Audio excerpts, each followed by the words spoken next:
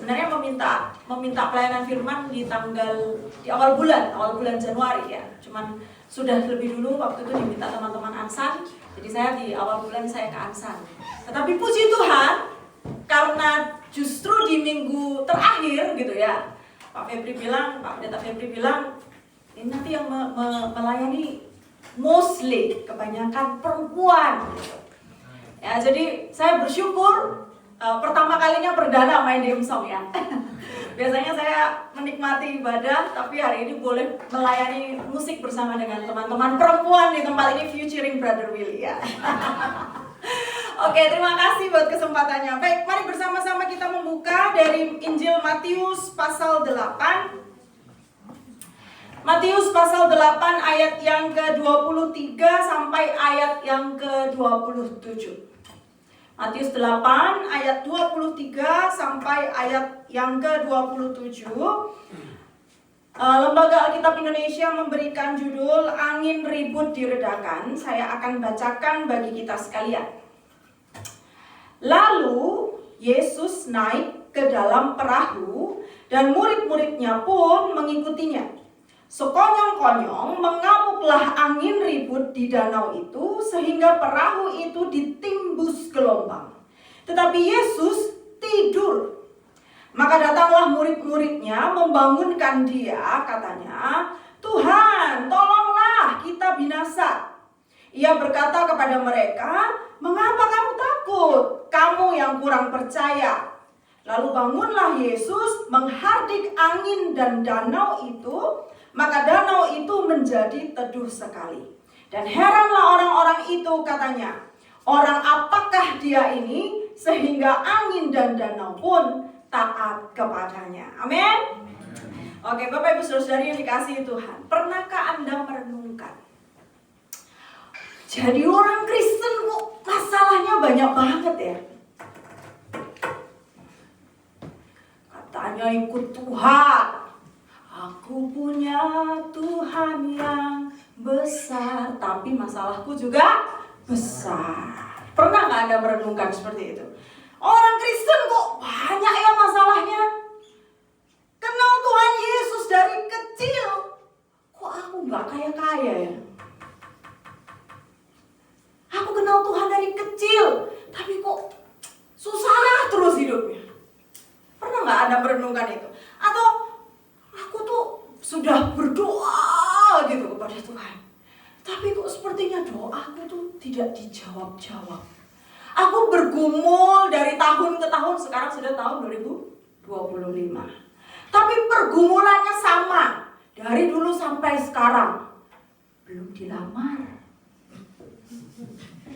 Dari tahun ke tahun pergumulannya sama, belum ketemu yang pas.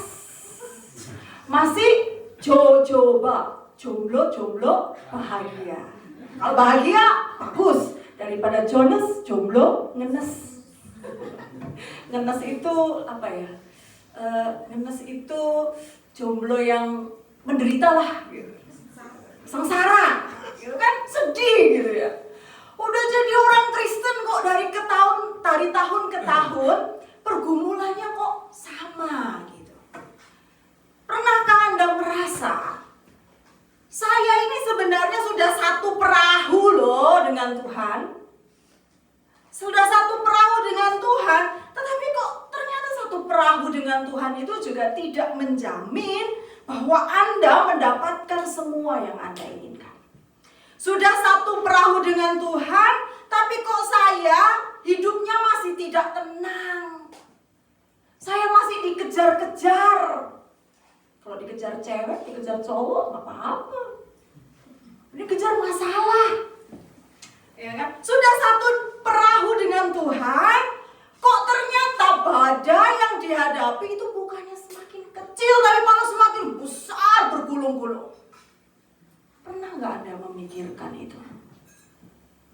Sehingga kadang-kadang kita desperate, stress, putus asa. Ya. Kok saya ikut Tuhan, saya sudah satu perahu dengan Tuhan, tapi kok hidup saya ya gitu-gitu saja.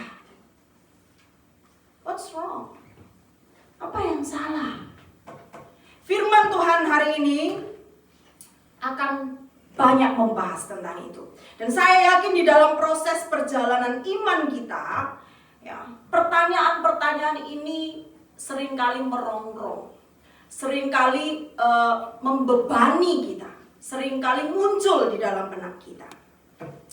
Dulu di Indonesia ada seorang penyanyi, ya dia tidak terlalu terkenal sih, seorang penyanyi rohani, tetapi dulunya dia belum percaya Kristus, dulunya dia Muslim, ya. Namanya Nur Afni Octavia, mungkin ada yang tahu, ada yang tidak tahu.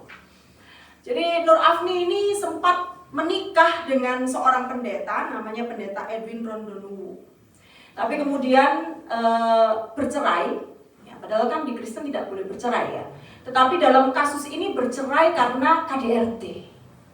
Jadi dia menjadi istri pendeta, dipukul habis-habisan. Jadi pendeta ini memang ternyata sebelumnya sudah punya istri. Saya kurang tahu apakah cerai mati atau cerai hidup, saya kurang tahu. Tetapi kemudian dia menikah lagi dengan Nur Afni ini, jadi sudah punya anak, pendeta ini sudah punya anak. Dan yang melaporkan ke kantor polisi itu adalah anak kandung dari pendeta ini, jadi bukan anak dari artis ini, bukan. Gitu.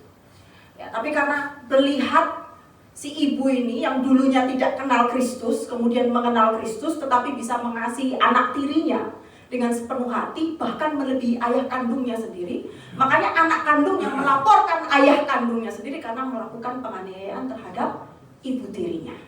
Jadi sempat itu dipukul babak belur, sampai matanya bengkak, masuk berita Indonesia, itu heboh gitu. Saya masih ingat betul. Ya. Dia pindah loh. Dia dari yang belum kenal Kristus jadi kenal Kristus. Tetapi begitu dia kenal Kristus, punya suami seorang pendeta, tidak jamin ya, ternyata hidupnya bahagia. Malah dipukuli ya, sampai matanya bengkak, bibirnya bengkak semua. Dulu waktu saya mau sekolah teologi, saya dulu sebetulnya waktu kecil itu keluarga saya ya mungkin bukan keluarga yang kaya raya ya, tidak kaya juga, ya cukup gitu ya. Tapi waktu saya mau sekolah teologi, justru 1 tahun sebelum saya sekolah, tiba-tiba papa saya memutuskan untuk mengundurkan diri dari pekerjaan. Karena sudah tidak sanggup, tidak sejalan, tidak sevisi. Jadi dari yang kami semuanya terpenuhi, tercukupi, tiba-tiba kami harus jatuh mengalami yang namanya tidak ada uang. Saya berpikir, saya mau sekolah Tuhan. Saya mau mengabdikan hidup saya untuk Tuhan, tapi bukannya saya malah berlimpah, saya malah kekurangan. Saya mau mengabdikan diri loh untukmu Tuhan. Dulu saya sebelum memutuskan itu, keluarga saya fine, baik-baik saja. Saya mau pergi ke mall setiap minggu bisa. Saya mau beli apapun bisa. Tapi kenapa ketika saya sudah buat keputusan untuk melayani Tuhan, 1 tahun sebelum saya pergi sekolah, papa saya tidak ada uang. Semuanya berubah 180 derajat. Kenapa? Mengikut Tuhan kok bukannya enak, tetapi malah kok kayaknya badainya itu besar sekali. Dan mungkin bukan hanya saya, Anda pun begitu. Yang mungkin dulunya non-Kristen menjadi Kristen, saya tidak tahu. Mungkin berapa banyak saudara yang menerima penganiayaan. Penganiayaan itu tidak harus fisik. Mungkin diomongin yang tidak-tidak, begitu kan? Disindir-sindir, halus dan kasar, ya kan? Mengikut Tuhan itu harusnya idealnya di dalam benak kita. Semuanya mulus, aman, nyaman. Tapi kenyataannya, wah, badainya besar. Dan itu nggak singkat. Karena kalau masalahnya itu bertubi-tubi dan itu prosesnya bisa panjang dan lama. Dan bacaan kita juga cerita ini, ya, kemudian membuat kita bertanya-tanya. Ketika kita sudah mengalami semua itu, badai-badai itu kita alami dalam kehidupan kita, kita bertanya, Tuhan tuh di mana? Atau jangan-jangan seperti cerita ini, Tuhan sedang tidur. Gitu. Apa Tuhan itu sedang tidur? Atau Tuhan itu memang tidak peduli atau bagaimana? Dan kita terus bertanya-tanya, atau mungkin ada yang kita tidak pahami tentang Tuhan di sini. Nah, sehingga seperti para murid, kita jadi seringkali takut. Kita seringkali tidak percaya. Kita gagal, kita jatuh, kita tidak beriman, kita mutung. Mutung itu, maaf ya, saya ini bahasa Jawanya lancar sekali gitu ya. Mutung itu artinya kita jadi kecewa, lalu kemudian tidak mau ke gereja lagi, menyerah, gitu, putus asa. Jadi kita menyerah. Udahlah, ngapain ikut Tuhan? Ngapain saya itu ke gereja? Ngabisin duit, ngasih persembahan terus. Ya kan? Ngapain saya ikut Tuhan? Masalah juga nggak hilang. Dari tahun ke tahun pergumulannya sama. Sehingga kita menjadi kurang iman. Nah, Bapak Ibu Saudara-saudari yang terkasih di dalam Tuhan, mari kita belajar bersama dari kisah ini. Firman Tuhan hari ini saya berikan tajuk Satu Perahu dengan Tuhan. Itu tajuknya, ya, judulnya Satu Perahu dengan Tuhan. Dan ada beberapa hal penting yang bisa kita belajar bersama melalui bacaan kita hari ini. Yang pertama, bahwa ekspektasi kita tentang cara kerja Tuhan itu belum tentu atau seringkali tidak sama dengan cara kerja Tuhan itu sendiri. Saudaraku, kadang-kadang kita punya ekspektasi, kita punya bayangan, kita punya gambaran tentang Tuhan yang bekerja. Itu kadang-kala tidak sama dengan Tuhan sendiri, apa yang Tuhan mau, kehendaknya, cara kerjanya. Jadi kita sudah seolah-olah otak kita ini selalu mengatur. Oh, kalau aku melakukan ini, Tuhan begini. Gitu. Kalau begini, Tuhan begini. Padahal Tuhan itu seringkali tidak sama dengan yang kita bayangkan. Dari Alkitab kita belajar, Tuhan sumber kekuatan. Sehingga kemudian kita meminta kekuatan kepada Tuhan. Tetapi bukan kekuatan yang datang, kesulitan yang datang. Supaya apa? Supaya kita jadi kuat dari kesulitan itu. Dari Alkitab kita belajar, Tuhan sumber hikmat. Sehingga kita berdoa, Tuhan berikan aku hikmat. Kita punya ekspektasi mendapatkan hikmat. Ternyata bukan hikmat yang datang, masalah. Tetapi justru dari masalah, hikmat itu muncul. Dari Alkitab kita belajar Tuhan sumber keberanian. Sehingga ekspektasi kita tentang Tuhan itu, Tuhan akan memberikan keberanian. Tetapi yang datang apa? Ancaman, bahaya. Tetapi justru saat ancaman dan bahaya itu datang, kekuatan itu muncul. Dari Alkitab kita belajar Tuhan itu sumber cinta kasih. Sehingga kemudian kita berharap kita akan menerima banyak cinta di dunia ini. Tetapi Tuhan justru mengirimkan orang-orang yang bermasalah supaya kita bisa mencintai mereka. Dan pada saat yang sama mereka juga memberikan cintanya kepada kita. Seringkali apa yang kita bayangkan tentang Tuhan tidak sama dengan cara kerja Tuhan. Tuhan kadang-kala berikan yang sebaliknya. Itu sebabnya kita selalu menemukan badai. Kenapa kita menemukan badai? Karena kita merasa tidak sama dengan apa yang kita bayangkan. Masalah, disebut masalah, itu adalah sesuatu yang tidak sama dengan apa yang kita inginkan.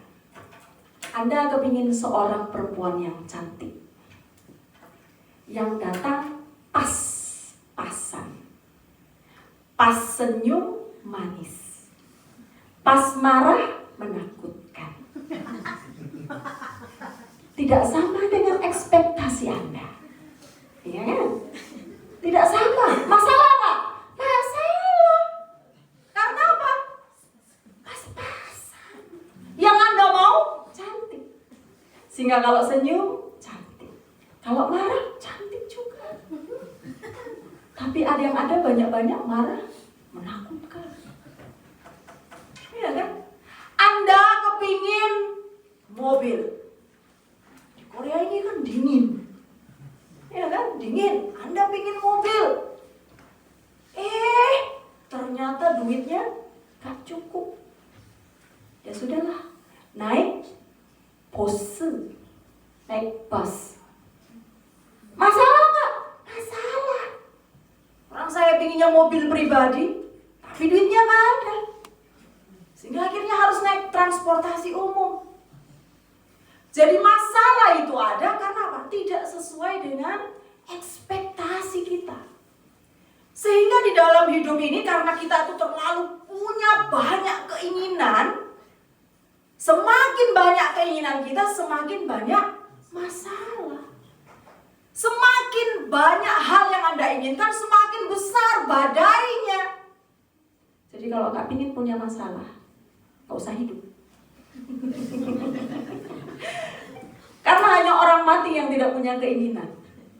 Yang namanya orang hidup itu ya pasti punya keinginan. Dan keinginan itulah sumber masalah. Karena seringkali keinginan kita itu tidak sebanding dengan apa yang kita terima. Tidak sebanding dengan realita yang kita terima. Dan di dalam kasus bacaan kita hari ini, badai itu masalah bagi para murid. Kenapa masalah? Mereka berpikir, ada Yesus di sini, pasti amanlah perjalananku. Tapi yang terjadi, Yesusnya malah tidur. Badainya besar. Ekspektasi para murid bersama Yesus aman. Badai nggak ada. Keinginannya lancar terus jalan, gaspol.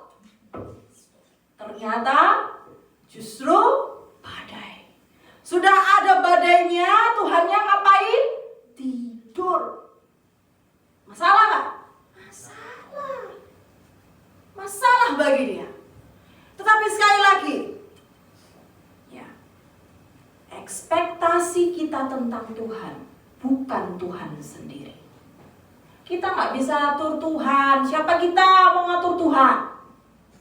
Bapak Ibu Saudari yang terkasih dalam Tuhan, beberapa hari yang lalu itu kan viral, ya, tentang kebakaran di Los Angeles, City of Angel terbakar. 10.000 bangunan habis.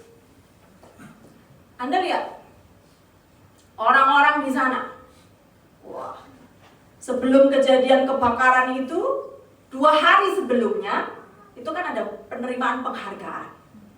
Lalu kemudian ada survei mengatakan berapa banyak ucapan terima kasih itu diberikan. Kepada orang tua sekian, kepada teman sekian, kepada Tuhan 0. Kepada Tuhan 0, tidak ada yang berterima kasih kepada Tuhan. Lalu 2 hari setelah itu kebakaran melanda. Lalu ramelah di media sosial. Disambungkan, dicocokkan. Oh, ini. Karena menghujat Tuhan, langsung cepat menyimpulkan seperti itu. Mungkin kita pun seperti itu. Tapi hati-hati loh. Hati Tuhan itu nggak bisa disimpulkan hanya dengan satu kalimat. Siapa kita yang bisa mengetahui isi hati Tuhan? Apakah yakin di semua orang yang terbakar bangunannya di sana? Ya, apakah semuanya itu orang-orang yang berdosa? Bisa jadi juga ada anak-anak Tuhan di sana yang juga menderita. Lalu apakah anak-anak Tuhan yang setia juga ikut menerima hukuman padahal mereka tidak bersalah? Lah Tuhan macam apa yang kemudian menghukum anaknya yang tidak bersalah? Makanya hati-hati, jangan cepat-cepat menghakimi, cepat-cepat menyimpulkan. Hati Tuhan itu rumit. Kadang-kala kita itu selalu cepat menyimpulkan. Sehingga cepat juga kita menghakimi. Sampai Tuhan pun dihakimi. Oh, ini hukuman ini dari Tuhan. Semua diizinkan terjadi. Kalau memang itu adalah hukuman, biarlah si pendosa itu sendiri yang merasakan di dalam hatinya, oh ini hukuman ini dari Tuhan. Jangan keluar dari mulut kita. Berbahaya itu. Karena Tuhan itu bekerja dengan caranya. Bisa jadi itu bukan hukuman, bisa jadi itu ujian. Tergantung siapa yang menerima. Sehingga jangan cepat-cepat kemudian kita menyimpulkan. Tuhan itu bekerja dengan caranya, dengan maksudnya. Kepada setiap orang dalam rencananya yang indah. Ya, sehingga jangan sampai kemudian kita menjadi menghakimi orang. Karena ekspektasi, sekali lagi, ekspektasi kita, bayangan kita tentang Tuhan, itu belum tentu Tuhan sendiri. Apa yang kita bayangkan tentang cara kerja Tuhan, oh Tuhan bekerja dengan cara ini, belum tentu itu sesungguhnya adalah memang cara Tuhan seperti itu. Ya, dan di dalam bacaan kita, Tuhan Yesus mengawali cara kerjanya dengan tidur. Yang berbeda sama sekali dengan apa yang dibayangkan oleh para murid. Logikanya badai, orang pasti bangun dong. Kok badai, kok tidur? Tapi justru cara itu yang dipilih oleh Tuhan. Dan sehingga ketika tidak sama dengan bayangan para murid, mulailah dia tidak percaya. Mulailah mereka menjadi takut.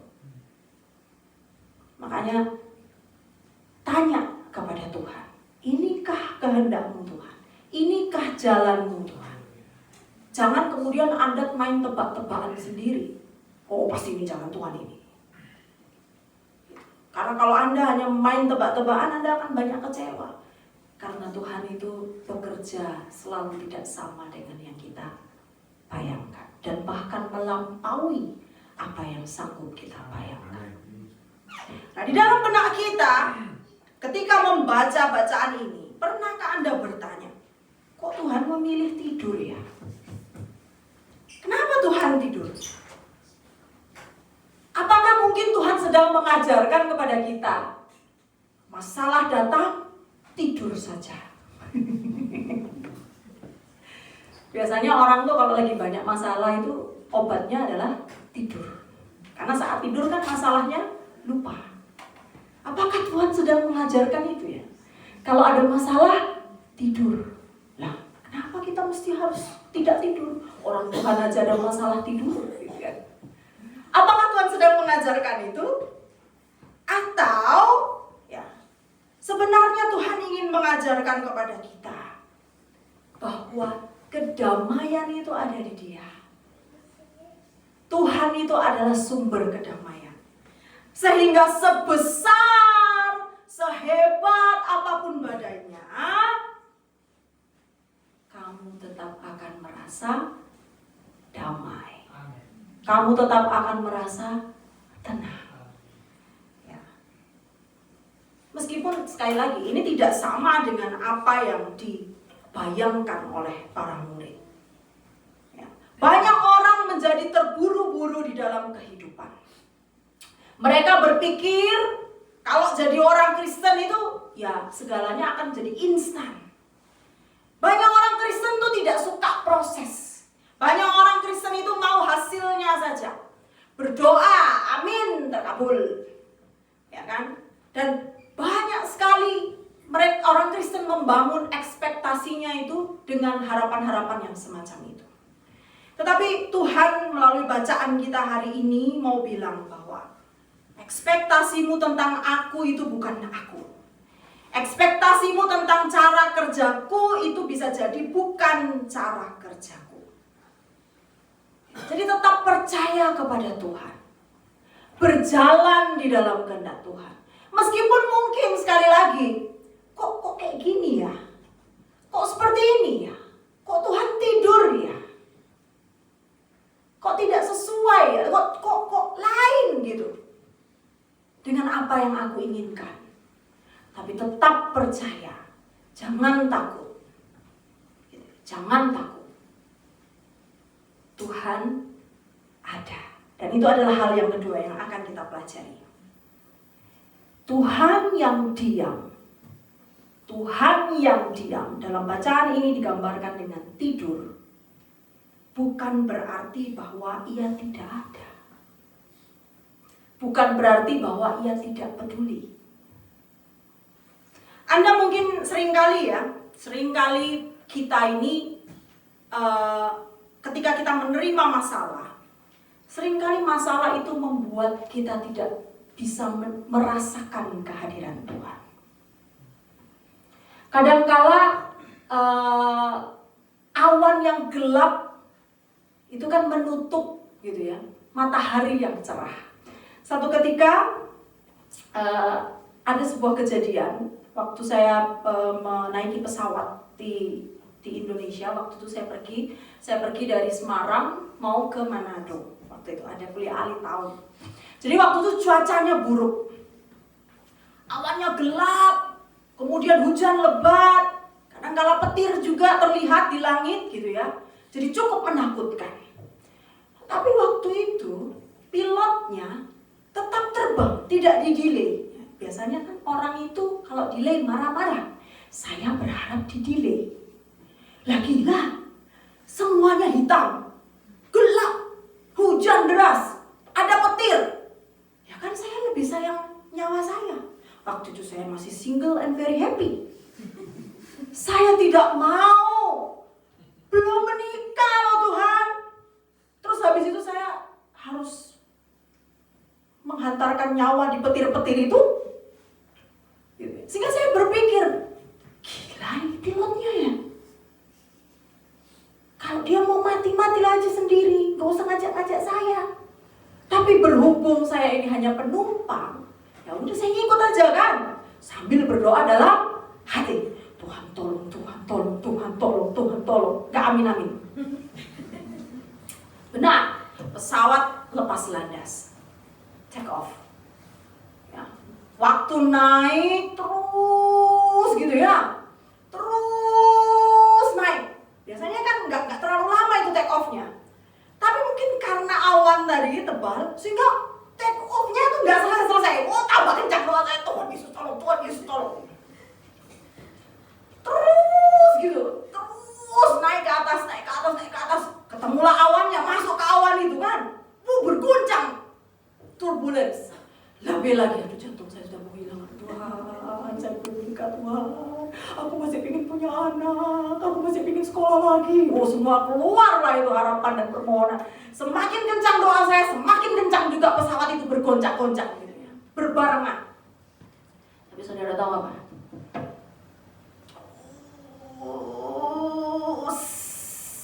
Sampai akhirnya keluar dari awan gelap itu. Dan Anda tahu apa? Di atas awan itu cahaya matahari terang silau.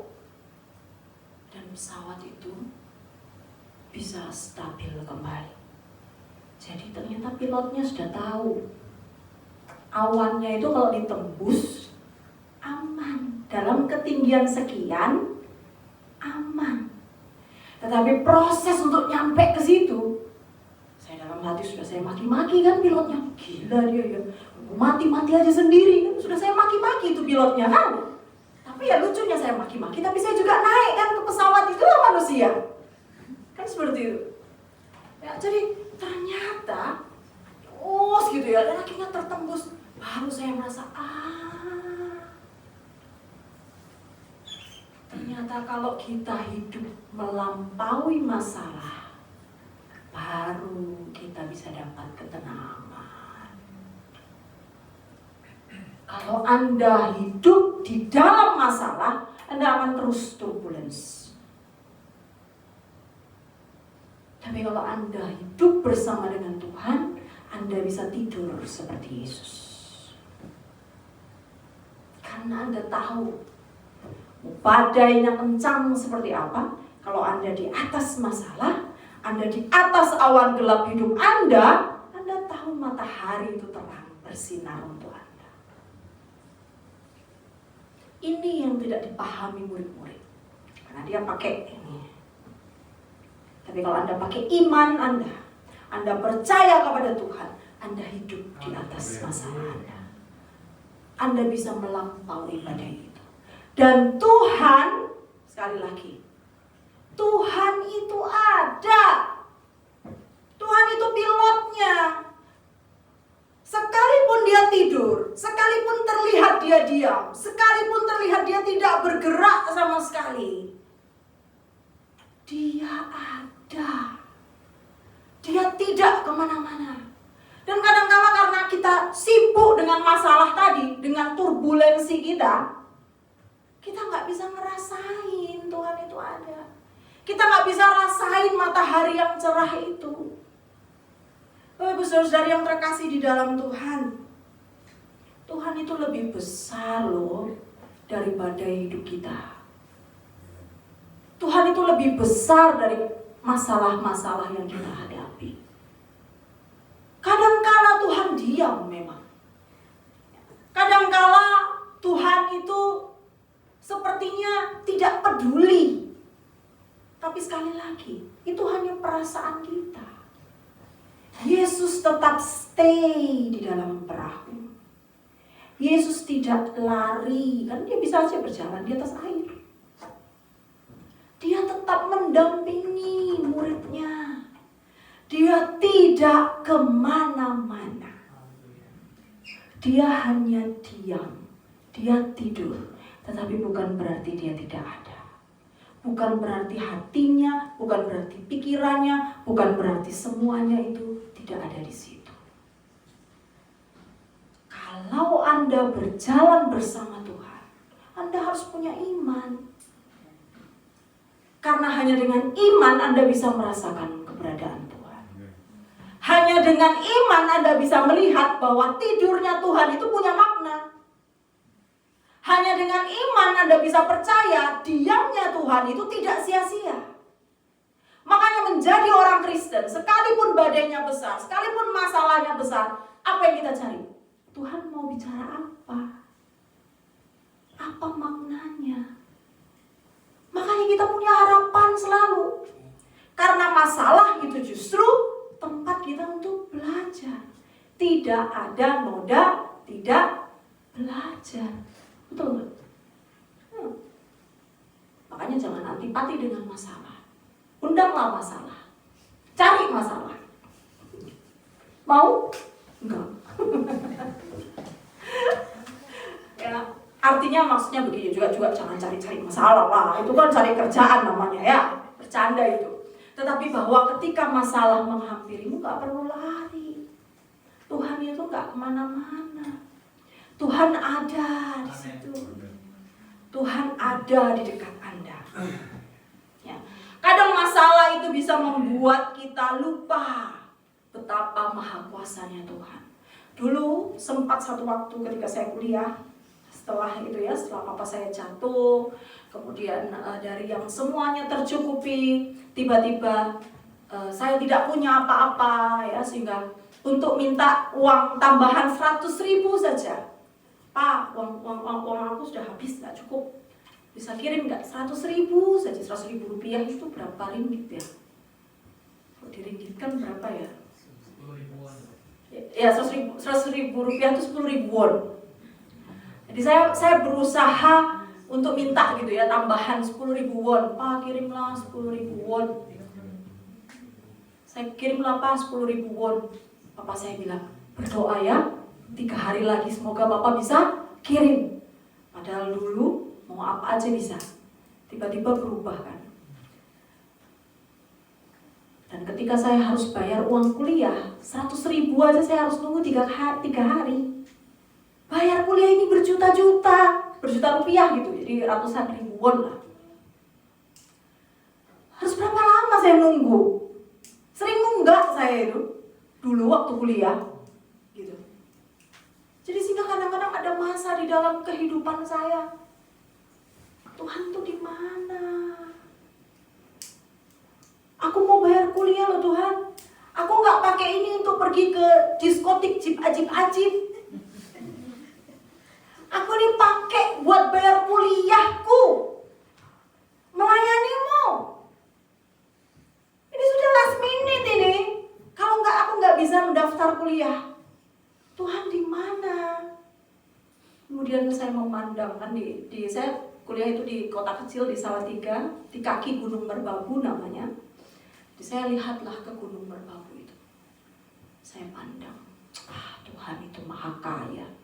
Kalau sampai aku nggak bisa bayar uang kuliah, pasti dijual lah itu Gunung Merbabu buat bayar kuliahku. Saya tuh suka menghayal ya. Tapi justru dari hayalan-hayalan itulah saya bangkitkan iman saya. Gitu. Tuhan itu Maha Kuasa. Bintang di langit itu dijual aja bisa itu biar uang kuliahku. Dan bener loh, gak dijual sama Tuhan, gak perlu. Tuhan kaya kok pakai jual-jual. Emang kita tiba-tiba ada aja yang ngasih rezeki. Pas, tepat waktunya terbayar, lanjut kuliah. Itu terjadi, itu saya alami. Ya, kadang-kadang masalah itu membuat kita kayaknya Tuhan itu kita kehilangan gitu kehadiran Tuhan. Tetapi Tuhan itu gak pernah kemana-mana. Tuhan itu selalu ada. Dan semakin besar badainya, semakin besar goncangannya, Tuhan itu semakin mendampingi Anda. Anda tidak akan pernah ditinggalkan. Cuman kita ini loh peka enggak dengan kehadiran Tuhan. Ya, mungkin Tuhan kelihatannya tidur, Tuhan kelihatannya diam. Tetapi bukan berarti Tuhan yang tidur, Tuhan yang diam, itu bukan berarti Tuhan tidak peduli. Bukan berarti Tuhan tidak ada. Jadi jangan kehilangan iman. Jangan sampai masalah, jangan sampai perasaan takut itu membuat Anda meremehkan kuasa Tuhan. Jangan sampai masalah, jangan sampai rasa takut membuat Anda tidak bisa merasakan kehadiran Tuhan. Sehingga orang Kristen, sekali lagi, masalahnya kok banyak ya? Karena Tuhan bekerja lewat masalah itu. Kenapa orang Kristen harus struggle dengan hidupnya? Karena Tuhan mau buktikan, hey, aku itu lebih besar daripada masalahmu. Kalau orang Kristen dikasih nyaman-nyaman terus, gimana Tuhan bisa tunjukkan kuasanya? Justru ketika badainya besar datang, justru ketika badainya menggulung, dan Tuhan bilang, nih, lihat, aku bisa tenangkan. Aku hidup, kamu hidup bisa. Bersamaku kamu hidup bisa melampaui masalahmu itu. Bersama Tuhan tidak ada yang tidak mungkin. Justru semakin besar badainya, semakin Tuhan punya kesempatan untuk menunjukkan kepada kita. Dia ada. Dia tidak kemana-mana. Dan bahkan kamu bisa tidur di dalam naunganku. Kamu bisa tetap merasa damai, kamu bisa tetap merasa tenang bersama dengan aku. Ya, jadi sekali lagi kita tidak perlu anti dengan masalah, tapi juga jangan cari-cari masalah. Ya, kita tidak perlu anti dengan masalah, karena seringkali Tuhan justru menggunakan masalah itu sebagai cara Tuhan untuk menunjukkan dirinya, untuk menunjukkan kuasanya. Bahwa dia lebih besar dari masalah. Nah, di kehidupan kita saat ini, ya, saya tidak tahu apa yang Anda alami. Mungkin ada yang sampai detik ini, sampai saat ini masih bergumul berat. Mungkin dengan pasangan hidup yang sulit dihadapi. Ada juga yang bergumul dengan pencarian terhadap pasangan hidup yang entah di mana ujungnya. Mungkin ada juga yang bergumul dengan masalah finansial. Ya. Mungkin ada yang bergumul dengan sakit penyakit. Mungkin ada yang bergumul dengan rasa rindu yang berkepanjangan. Mungkin ada yang bergumul dengan pekerjaan, sajang-nim yang suka marah-marah, yang pelit, yang gak kasih bonusan waktu solal. Mungkin itu membuat kita dongkol, kita menjadi kecewa, kita menjadi bersedih. Tetapi sekali lagi, Tuhan itu sumber berkat pada saudara. Tuhan itu sumber pertolongan. Kalau Anda berjalan bersama Tuhan, Anda satu perahu dengan Tuhan, yakin Anda selamat sampai tujuan. Kalau Anda satu perahu dengan Tuhan, meskipun badainya tetap ada, tetapi tidak ada badai yang tidak bisa ditenangkan oleh Tuhan. Jadi yang pertama, tenangkan dulu dirimu. Kalau Anda yakin Anda satu perahu dengan Tuhan, tenangkan dirimu. Jangan seperti para murid. Mereka takut, mereka menjadi kurang percaya. Anda harus tetap tenang. Tenang, ada Tuhan. Amen. Mungkin saat ini ada yang masih sakit, tidak sembuh-sembuh, gitu kan? Tenangkan dirimu. Ini proses yang harus saya jalani bersama dengan Tuhan. Tuhan tidak kemana-mana. Tuhan ada. Kalau sampai saat ini Anda masih struggle dengan hidup Anda, yakin, percaya, Tuhan tidak kemana-mana. Tuhan ada bersama dengan Anda. Tetapi sekali lagi, jangan kotakkan Tuhan. Jangan taruh Tuhan di dalam kotak, sehingga Anda membatasi cara kerja Tuhan. Ingat, Tuhan itu bisa bekerja dengan banyak cara yang bahkan tidak terpikirkan sama sekali oleh kita. Dan seringkali di dalam kehidupan kita, yang kita bayangkan, yang kita inginkan dengan yang kita terima itu tidak sama. Tetapi pertolongan itu selalu ada. Saya yakin setiap kita pasti punya pengalaman iman semacam itu. Kita berharap si A akan tolong, si B tolong, si C tolong. Ternyata A, B, C pergi.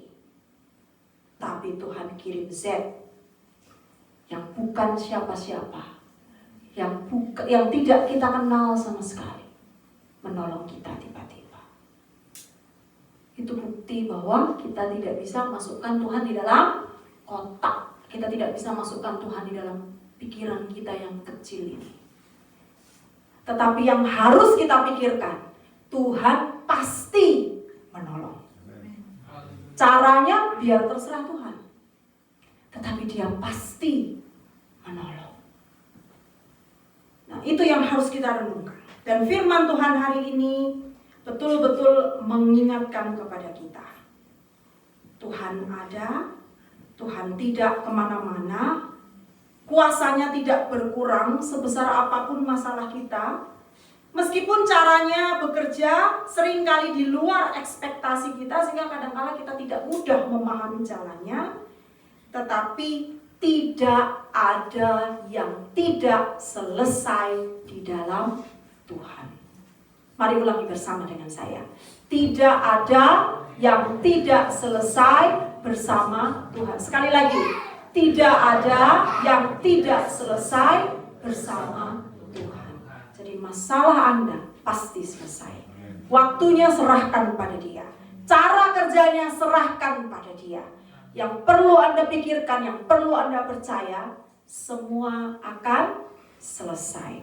Dan biarlah di tahun 2025 ini kita menjadi optimis. Firman Tuhan hari ini mengingatkan kita, masa depan itu seperti monster yang menakutkan. Kadang-kadang kita gambling, bisa kita taklukkan atau tidak tahun ini, mendatangkan berkat atau tidak tahun ini. Tetapi firman Tuhan hari ini mengajarkan kepada kita, kalau kamu satu perahu dengan Tuhan, tahun 2025 adalah tahun berkat untuk kamu. Meskipun ramalan bintang itu mengatakan, sio ini akan mengalami tidak enak. Sio ini akan dapat berkat. Bintang ini akan muncul. Yang ini akan tenggelam. Tetapi di dalam Tuhan, anak-anak Tuhan pasti bersinar. Amin. Percaya? Mampu taklukkan masalah? Mampu hidup melampaui masalah? Asal satu perahu dengan Tuhan. Amin. Mari kita berdoa.